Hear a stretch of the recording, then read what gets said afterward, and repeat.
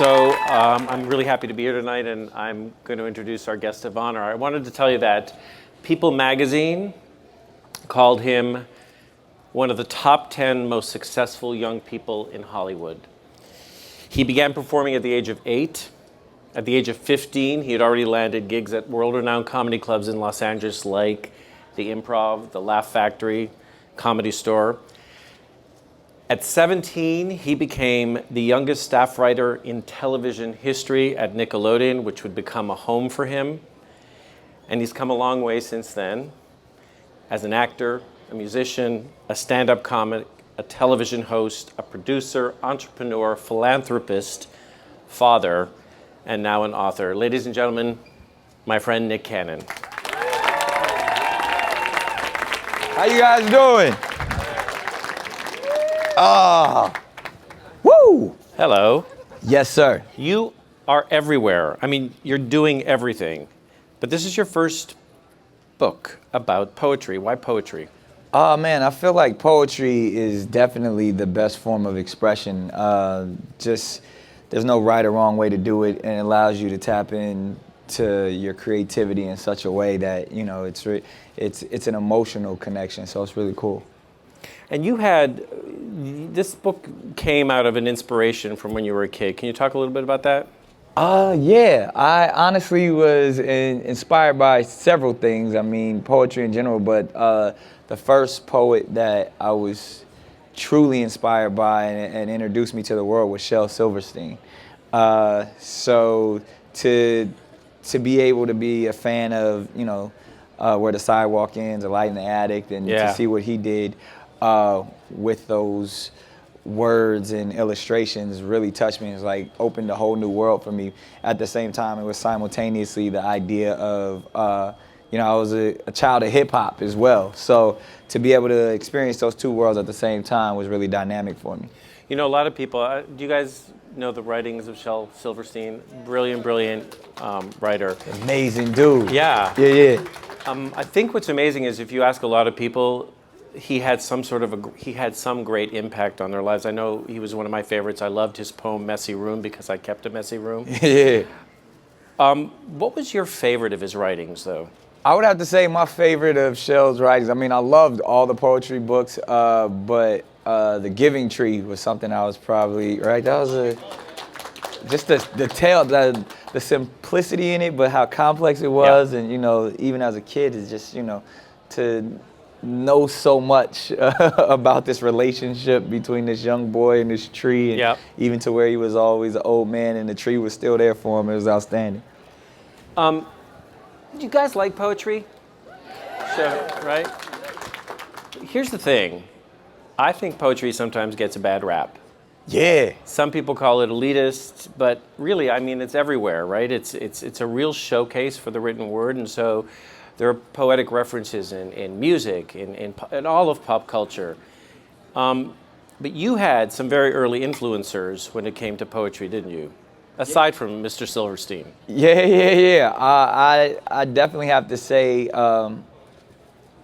you say a bad rap. I would just say, honestly, it actually was rap music. That actually was my first introductions, as well as just, you know, being a child of hip hop and an 80s baby. That's just street poetry, you know what I mean? It's poetry to a beat. And, you know, today we all know hip hop is probably the biggest cultural thing, you know, around the world, that allows every culture to connect, and they connect through this music and this culture that we've all kind of, you know, from the 80s on been able to be stewards of. So it's really outstanding to be able to bring the world of written poetry and obviously, you know, street poetry, which we call hip hop, together in one book. And you did that. I tried. You did, because in your new book, Neon Aliens. Okay, Neon Aliens ate my homework. That is like one of the coolest covers ever. I love that cover. Thank you, man. We had a lot of fun with that. Thank you.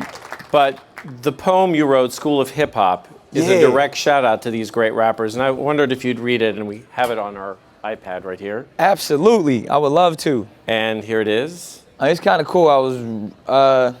I'll read the poem, but then also want to just even say, like, there's some interesting ideas that I really got excited with the wordplay and stuff that I did with this. But I'll start off and then I'll get into that afterwards. It says, Kool Herc the founder, Flash the grandmaster, KRS-One the professor, Coach Busy B and Kool Mo D instructed on how to be a word wrestler. Chuck D the lecturer, while Flav had a love for PE. But my favorite three teachers were Run DMC. The girls were Salt and Pepper while the boys were Beastie. After recess, we cooled down, cold chilling with Ice Cube and Ice-T. Eric B and Rakim taught us work because the God don't play. Todd made the class hard as hell. Raise your hand for Mr. LL Cool J.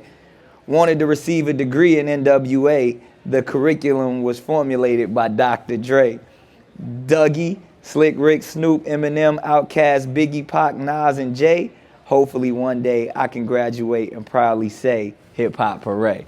So I think it's kind of cool. You have a great story about this. Yeah, I mean, like obviously it rhymes and it kind of makes sense. But for anybody, this is really like a history lesson in hip hop if you really pay attention, because Kool Herc is really the founder of hip hop. He was the first person to actually take what was called toasting in Jamaica, where they would have dance hall parties in Jamaica, and there would be a guy that would get on the mic and toast, while there was someone else playing music. So he took that idea of toasting and brought it to the Bronx, and he was literally the first person to take, his mother's turntables and speakers and put it and have a party and talk over the records. So him being the founder, and then, as we all know, Grandmaster Flash, it says Flash is the Grandmaster. He's the one that really turned into an art form, and to this day is still, one of the greatest, if not the greatest DJ. KRS-One, as we all know from Boogie Down Productions, he truly is a professor in hip hop. He teaches, at several different colleges. So it's like even I'm kind of giving them these terms, but this is what these guys actually do. Coach Busy B, or Busy B and Kool Mo D, if a lot of people don't know, it was technically the first battle rap ever on, they actually have it documented where Kool Mo D and Busy B at a party. Before them, people wouldn't battle rap. They would actually just say their rhymes and say how cool the DJ was. But Busy B figured, he wanted to be the top, and, that's why I call them the first. They instructed us how to battle a word wrestler. Chuck D, as we all know from Public Enemy, is truly a lecturer. This is what he has done from, his music from the 80s all the way until today. And we all know his sidekick, Flavor Flav, loves to play. And I kind of like play the word on, I think, what was Flavor Flav's show? The Flavor of Love. So I was like, Flav had the love for PE, obviously Public Enemy. And then as we all know, Run DMC was, my favorites. One of the most popular girl rap groups was Salt and Pepper. As we know, the boys are Beastie. And then I just started naming some of our favorites. But it was just a really cool wordplay on how, some of the greats and the best to ever do it. You get a quick history lesson in a small poem. So I get really excited and passionate about that one. He does. Yeah. I love this book. I do. I think this book is amazing. I love the title. Thank you. But I'm going to, if you don't mind, I'm going to steal your thunder for just a moment. Uh-oh. I am. I'm going to read, one of my favorites in this book is a poem called Put on a Smile. It's simple and to the point and powerful. Be who you are, not who the world wants you to be. Love yourself, not the person the world wants to see. Embrace your flaws and turn them into a style. The best kind of fashion is when you put on a smile. Here's the thing. This is a really important poem for kids to hear. Right. A really important poem for kids to hear. I think this idea of self-acceptance and expression of who you are, and I think there's so much of that running through the book is why and we'll get to some of that, a little bit more of it, but that's what makes this book so special. But back to the title. Right. Where the heck did that come from? Neon aliens ate my homework. It's a true story. It really happened. It did. No, honestly, it's a true tale in the sense that when I was in the 4th grade, I didn't do my homework, and I had the audacity to tell my 4th grade teacher that I was abducted by aliens the night before. Did she believe you? And you know what? She humored me. She enjoyed the fact that she knew I didn't do my homework, but the fact that I was creative enough to come up with the most absurd story. She definitely phoned home and called my mother. One, to tell her that I didn't do my homework, but 2, to tell her that, how creative I was, and that, that they wanted to tap into my creativity. So, needless to say, I never missed a homework assignment again. But it was really cool to, that the teacher actually took time to acknowledge that, this kid is really creative, and we wanted to tap into his imagination even more. I want you to recite that poem. Yes. But we're going to do it in a little bit, because I want to get back. I want to take Nick back a little bit in time and go back to when you were 8 years old. So you've been writing since you're 8. I remember when I was a kid, I wrote in a journal because it was a safe place for me and a great place to escape. Yeah. Was writing an escape for you when you were a kid? Was it some sort of a safe place for you to go? And did you journal? Oh, I definitely did. I mean, I have my first spiral notebook when I was 8 years old. And interestingly enough, during that time, 8 years old, when I first started making entries, as we say, that's also probably the first time I had ever experienced a life hardship or a difficult time where my grandfather, my mother's father, was killed in a car accident, and I really didn't know how to deal with that. And you were 8? When I was 8. And he was such a powerful influence in my life because he was a minister to our family and at the local church, but also was the person who introduced me to music. He was a musician as well. And during that process, that's where I would vent and really found a way to get my emotions out, and saw this as a place of peace, and that I can actually voice my opinion. Because I mean, we all know at 8, it's you're still trying to even figure out thoughts and how to put them together. So to have writing in a journal or a notebook there for me to be able to get thoughts out was really cool. All right, personal. Do you remember your first entries? I do remember my first entries. They weren't poems quite yet. They were just love letters to girls. At 8, I was on it. But it really was. It was just certain things. Really, there were love letters to girls, and at the same time, probably goals for the future and what I wanted to be and thoughts like that. So that's really what I first started writing down, and how I was feeling emotionally, whether it was about being sad that my grandfather was no longer there, or the crush I had on the girl Jasmine next door. So it was always something like that before I got to the place of poetry. You still have that notebook, right? I do. My mother has it somewhere. Yeah. She kept all my come stuff. on, that is just sweet. like a mom. You're supposed to keep all of that stuff. I do have a little bit of intel on you. You shared a bit of it today. When you were a kid, you wanted more than anything to have a race car bed. Oh yeah. So, yeah, he wanted a bed in the shape of a race car. Yeah, you remember the race car beds, Yeah. You grow up in the hood, you don't get those type of things. You're lucky if you get your own bed at all. So, but you would see, I remember watching Silver Spoons and school, they would have all of those cool beds and stuff, and I always wanted a race car bed. And now I got my son one, so I feel like I finally got my bed. I won't tell you the kind of bed I wanted. But your first poem, actually, when you assimilated words into poetry, had something to do with this. Oh yeah, cars. Yeah, I was getting to that. Yeah. No, yeah, I mean, from the race car bed to obviously, my love for motor vehicles. I've always had a love for cars, even at a young age. You know this one by heart. I do. This is your first poem, 8 years old. First poem I ever wrote, so please don't judge me. I was 8. Lamborghini, Ferrari, Mercedes Benz. To get one of these, you got to have ends. Talking about dollars, in other words, big bucks. You can't go riding in those farmer trucks. Cars. I was 8. It was good though for an 8-year-old. I think it still holds up. Yeah. Pretty good. Yeah. Speaking of which, what when you look back at your notebook, when you can steal it away from your mother, what is Nick now, adult Nick, think about those early writings? Pretty impressed. Yeah? I mean, honestly, I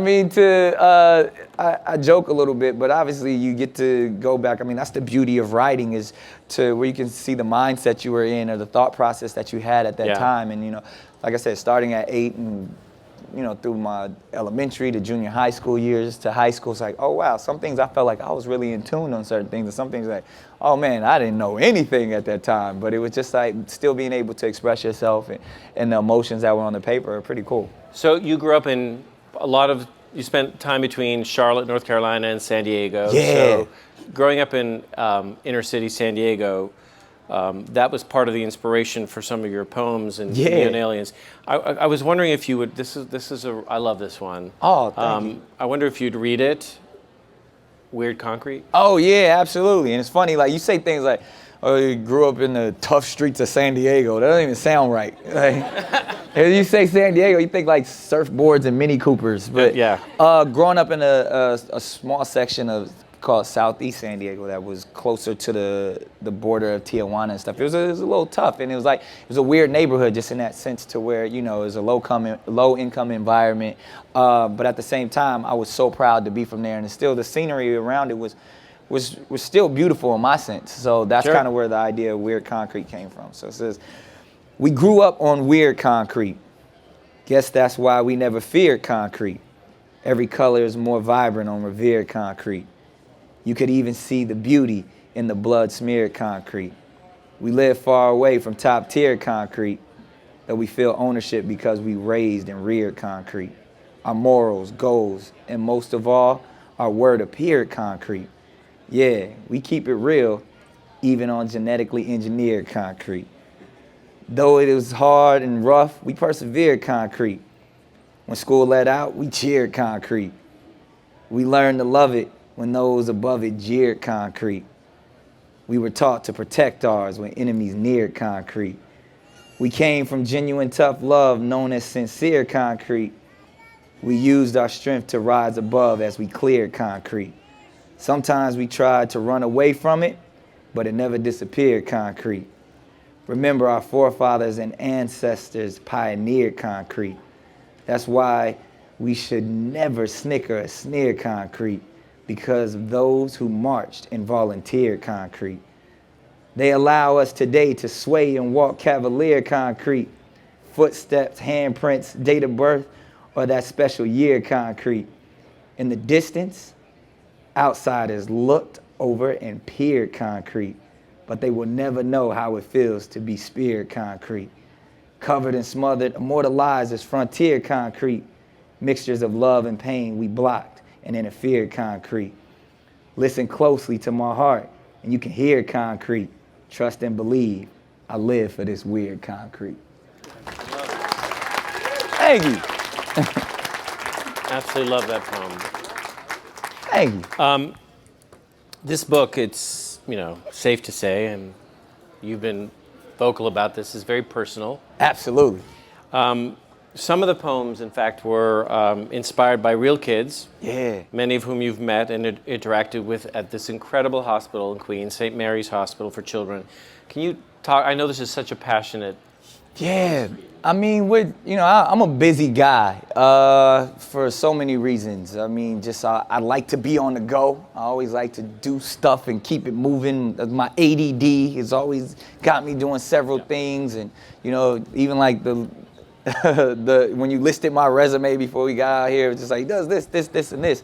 But when I show up to a children's hospital, time freezes. Nothing else matters. And it's truly a place that puts everything in the proper perspective for me when it comes to life, because you walk in there and you see these young people dealing with so many hardships, but still able to put a smile on their face. And you step back and look like whatever my problem was or issue was during the day has nothing on what they're going through. And they make conditions that are so difficult seem so easy. And I honestly believe that when I get a chance to visit St. Mary's or any children's hospital, it's like the closest I've ever really been to angels. Because when you think about all that they're going through that they don't deserve and still able to express love and joy, it's like that's what life is really all about when you can connect with those type of beings. So true. Thank you.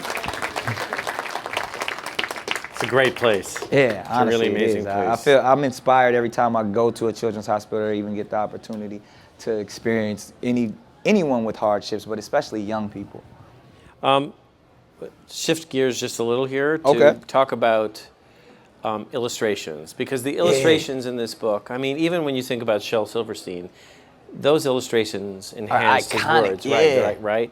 So I think what you did here is you actually, when you approached this book, you actually looked at a very specific kind of artwork that you wanted to. Can you talk about that a little? Absolutely. Well, again, I felt like this book was all about bridging the world of traditional poetry and hip hop. And when you think of the 4 elements of hip hop, graffiti is definitely one of the real foundations.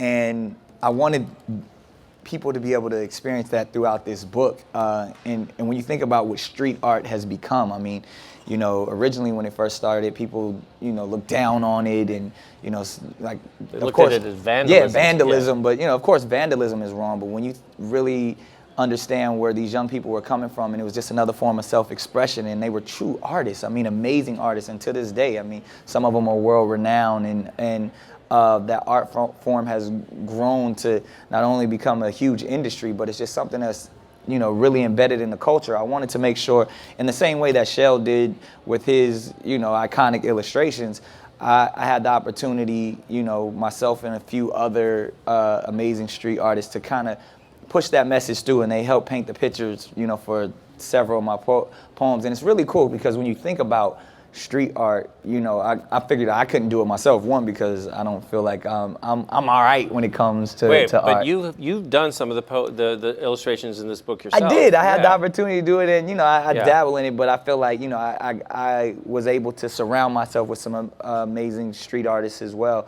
And that's the beauty. Like if you go outside and look at a wall, you'll see half a dozen or more artists on one wall. So I kind of wanted to bring that experience to the book as well. Yeah, and brilliantly. You talk about making your poetry exciting and relevant to kids. But this book isn't just about kids. It's not just for kids. It speaks to everyone, from the ode to jazz greats like Satchmo and Miles Davis to poems about aliens eating your homework, which is something we can all relate to. But your poetry is really for everyone, isn't it?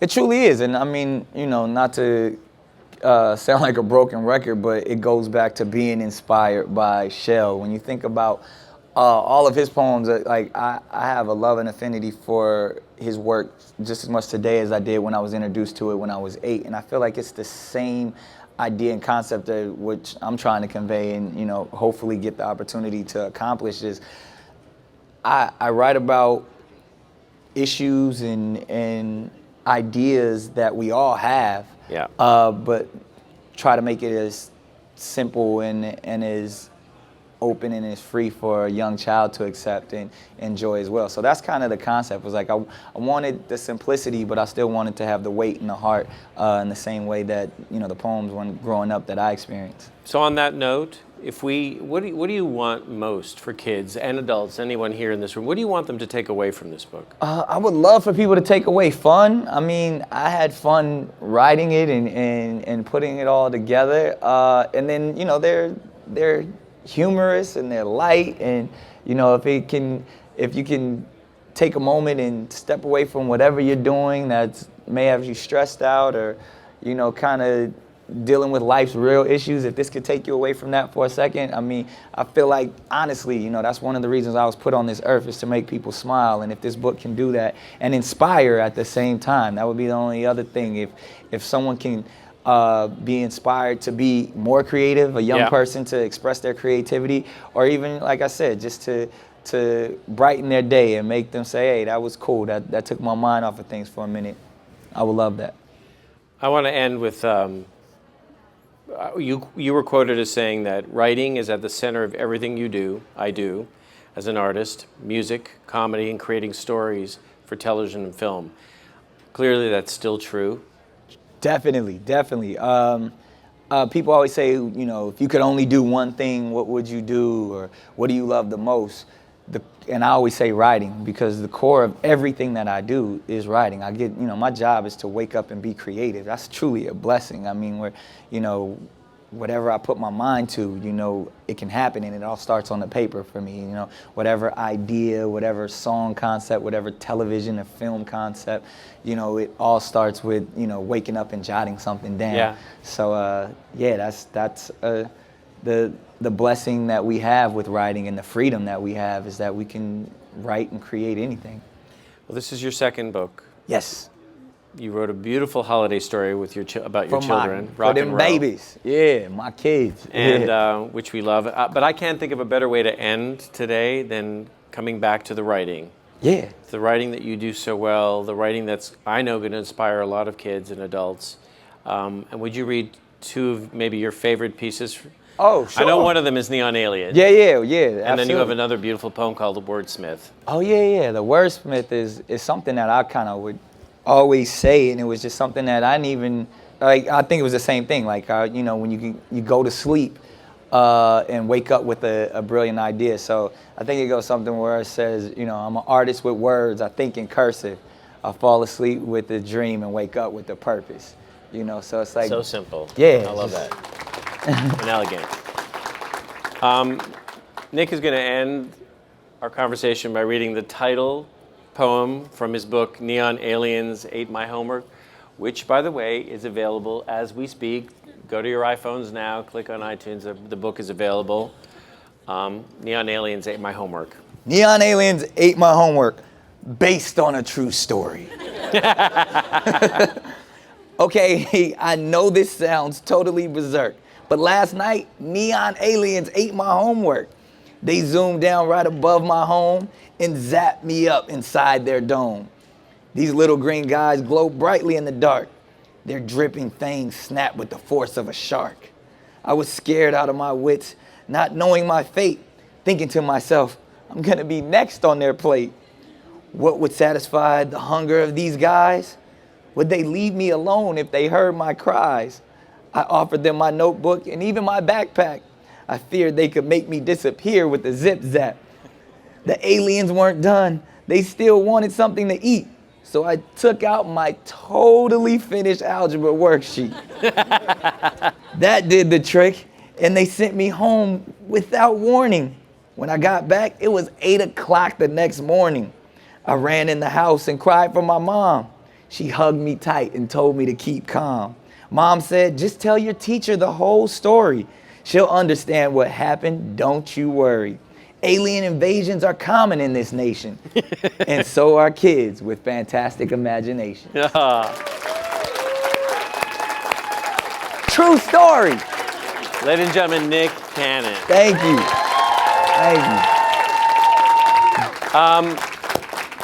We are going to take some questions from the house, and I think we have somebody walking around with a microphone, so make sure you ask your question in the mic. Wait, what's your name? What's up? What's your name, man? I'm Jeremiah Williams. All right, Jeremiah. Mr. Williams. And I'm 9. And he's Great 9. age. Yeah. How was Real Husbands of Hollywood for you? Your mama let you watch that show? You're only 9 years old. Now, you know what? That show is some of the most fun I've ever had. When you think about, Kevin Hart and I came up in the game together since we were youngsters. And to be able to, share success and kind of grow with your friends is amazing. And then to be able to act silly on set and, make a TV show is one of those things where it's like, I can't believe they're actually paying us to do this, because I'm just hanging out with my friends, coming up with the most absurd and silly concepts, and it makes for great television. You guys watch that show, Real Husbands of Hollywood? It's fun. So, it's all Kevin Hart's fault, though. If anything, if it spoils your 9-year-old mind, blame it on Kevin. Didn't you just lose to him at the NBA Challenge? Well, technically. Wait a minute. I mean, it's a team effort. Okay, all right. We won the game. Yeah. He actually still got MVP. You won the dancing, though. Yeah, I don't even understand. How do you lose the game but still get MVP? But, Kevin's a good guy. But you showed him your moves. Yeah, I had to, he can't beat me in a dance battle. I got a mean running man. Hey, Nick, how you doing? I'm well. How are you? I think you're phenomenal. I just enjoy watching you. Just have a very likable persona, and I just thank you. I have a 9-year-old cousin who is writing screenplays at this moment. Wow! And I just think it's awesome. He tells these stories. What advice can you give me to go back to share with his parents to encourage him to keep just doing what he does? That's what I say. Keep going. I mean, I was a young person like that. To me, there were no limitations. I didn't know limitations. And I believe that's one of the reasons why I'm where I am today is because no one told me no. And the people who did tell me no, they were drowned out by all the positive people that were telling me I could do whatever I wanted to do. So I truly believe, keep going more.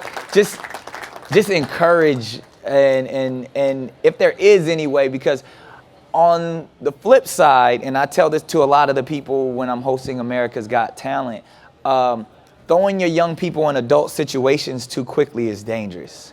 But allowing them to thrive amongst their peers is amazing.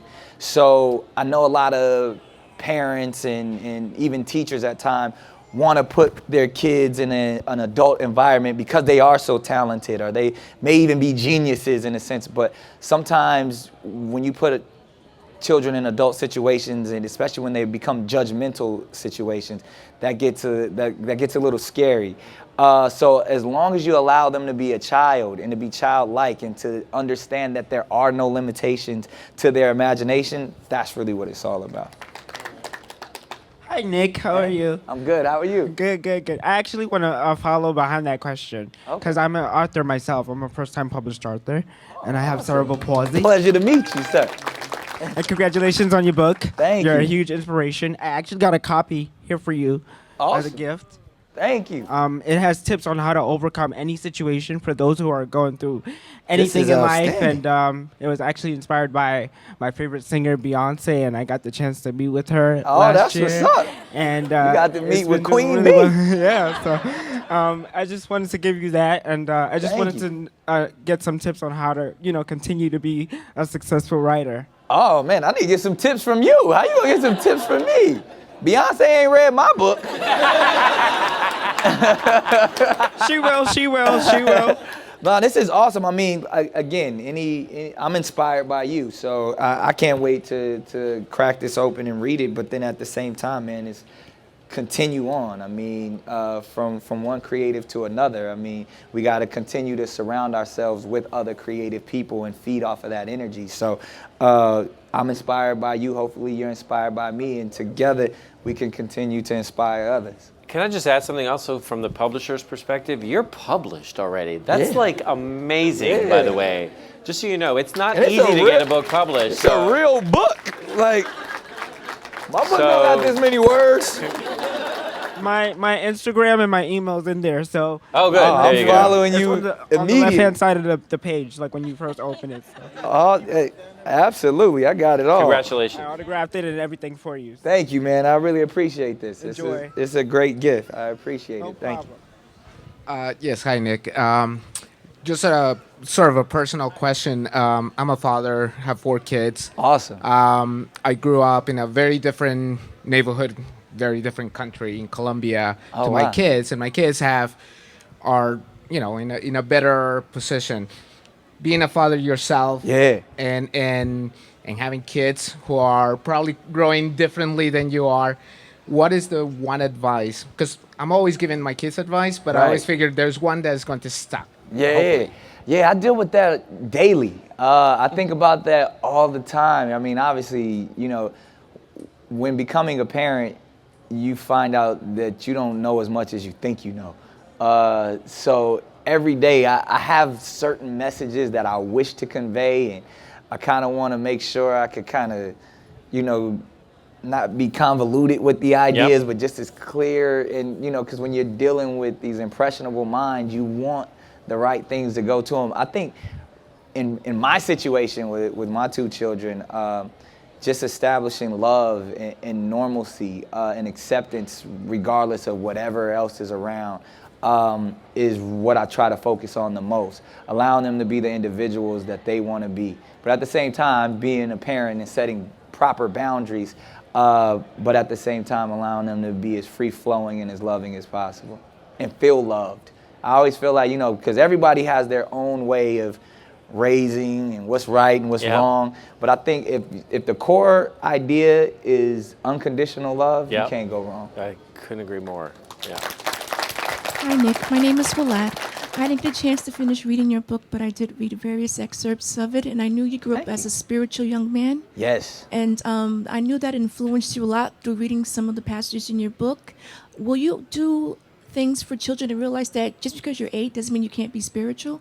Oh, yeah. I mean, spirituality is my life. I mean, and I feel like I have a new idea of spirituality, and I think I try to convey that in a way to where I go against the grain. I mean, being a kid who was a PK, as they call it, a preacher's kid, there's very traditional ideas that you grow up with, and if you've ever experienced a PK, we're very rebellious.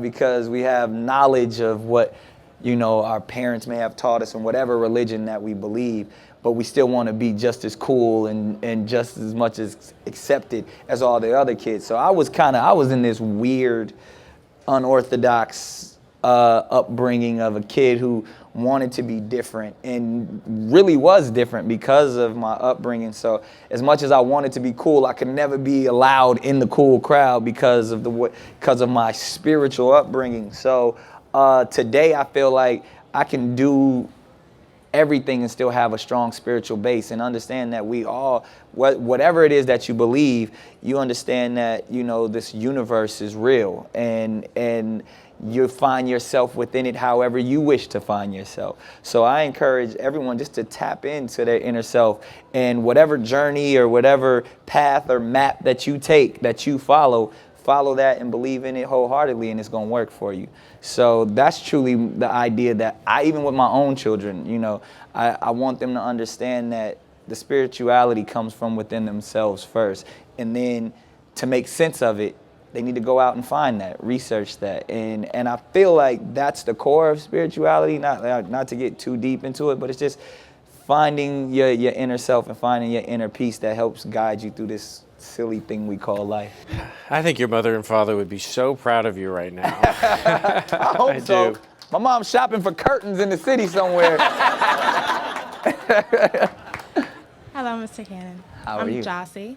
Will you speak up just a little? I'm Jossie. Jossie. Jossie, nice Yes, to meet you, Jossie. It's funny, I just walked down the block and said, oh my gosh, Nick Cannon's in the Apple store. Like, what? I didn't even know. Oh, that's cool. Yeah, Welcome. Glad you came. Thank you. I actually did an interview with Kaylani. Oh, yeah. Yeah, last week I worked for Massapil. Oh, dope. And I wanted you to look at the finished piece if you could and just... Absolutely. One, thank you, because, we are big fans of Mass Appeal. And just so I can kind of give you guys a little background on what she's talking about, because this is a really cool story. You'll really enjoy this story. Okay. So a few seasons ago on America's Got Talent, there was this amazing group called Pop Life. And they're an all-kid band, and I think the oldest member might have been like 16. And the lead singer of the band was this young lady by the name of Kaylani. And they were from the Bay Area, and they came in 3rd place on America's Got Talent. I want to say it was season 6, I believe.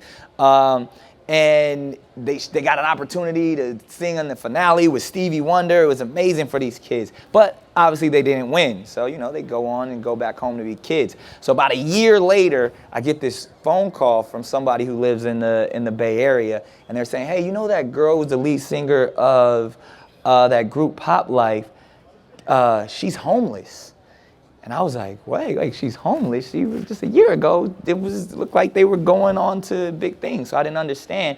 And as I did my research on the young lady, I found out that, she had lost her father at a very young age. I think she might have maybe only been 1 or 2 years old, and her father was murdered in Oakland. And her mother was, you know, having a really difficult time with drugs and wasn't really providing for her. So at 16 years old, she was in, you know, East Oakland, homeless. So I was like, yo, I gotta, whatever I can do, I gotta help the situation. So what I did, you know, kind of got in touch with her school and her guardian and all that stuff, and we moved her to LA. And at the time, I was just focused on, hey, finish school, you know, get your diploma. And, you know, of course, she was interested in music. She has an amazing voice and had never really been in a music studio. Her only experience was singing with this group in live shows in America's Got Talent. So I allowed her to have full access to my studio, whatever she wanted to do. And cut to today, now she's, you know, a signed artist to my record label and doing tremendous things. She's performing at 12 shows at South by Southwest this year. Was on the road with G-Eazy and looks like to be like one of the most prolific writers of her generation, because she's still so young, but at the same time has lived such an amazing life. So she has so many great stories to tell. And she can sing. And she can really can sing. sing. She's Like, amazing. So yeah. we're hoping, you know, fingers crossed, you guys can look her up. She has an amazing SoundCloud, mixtapes and everything. Her name is Kaylani. She's the real deal. They're calling her the next Lauryn Hill. So you guys should definitely check her out. Yeah. This is one of my favorite books of the year. It's certainly my favorite poetry book of the year. Thank you so much for writing it. And I'd just like to know what you're working on next for books. Book-wise, I mean, obviously, to me, this world, if I can continue to write poetry in the same fashion, like I said, you know, I'm super inspired by Mr. Shel Silverstein. So, you know, from A Light in the Attic to Where the Sidewalk Ends, and you know, all his other outstanding books. I would love to do another poetry book in this same form. So that's what we're working on. But even at the same time, I got so many other different cool ideas that we're working on with the great people at Scholastic. So you'll see a lot more from me in this field. Thank you all. Listen, you're in the right place. So tap onto your iPhones and iPads and you can download this amazing book, Neon Aliens Ate My Homework, the amazing Nick Cannon. Thank you. The amazing Billy D. Michelle.